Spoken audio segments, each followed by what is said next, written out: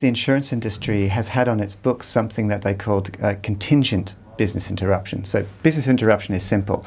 If I'm a supermarket and I get flooded, then I need to pay for the cost of cleanup, and maybe I have to also, I've lost a few days of revenue because my customers haven't been able to access the shop.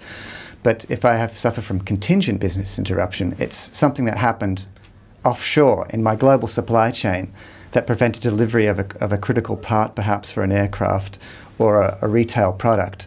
And that's something that's much harder for me to predict because I'm first subject to global risk, and secondly, the complexity of my own supply chain defeats me. I can't even visualize it.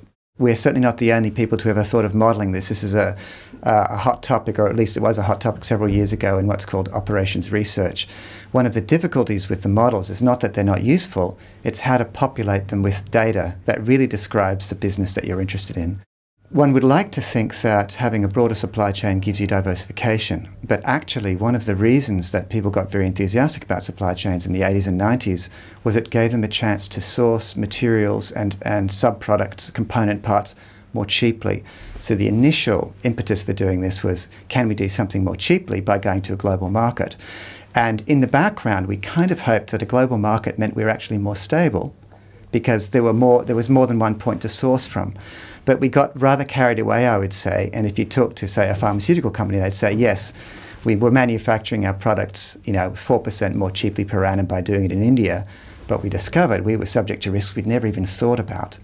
And they're worried about things like not just what happens if the drug isn't manufactured to standard. That's something they can control by auditing the factory and by working with their partners in a foreign country. But what happens if someone steals my labels? This is not about drug adulteration. This is about a product which doesn't exist, which has my label on it. Well, there goes my brand. Now, that's something they'd never even thought about.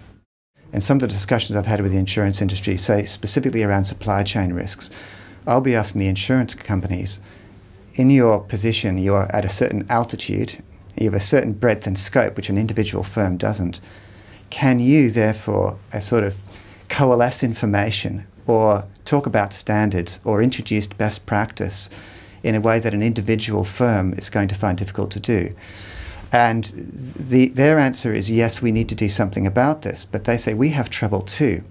We would like to think that we can be the honest broker of information. But in point of fact, even if a firm knew its own supply chain, through all the sort of nefarious and the small wobbles and so on across the world, they would be very reluctant to divulge it to us because that's part of their strategic value. So there's even a disconnect. It's not only does the information exist, if it existed in a nice form, could the insurance industry, would they be allowed to aggregate it in order to talk about system risk? You can make the same comment about the Bank of England or the global banking system.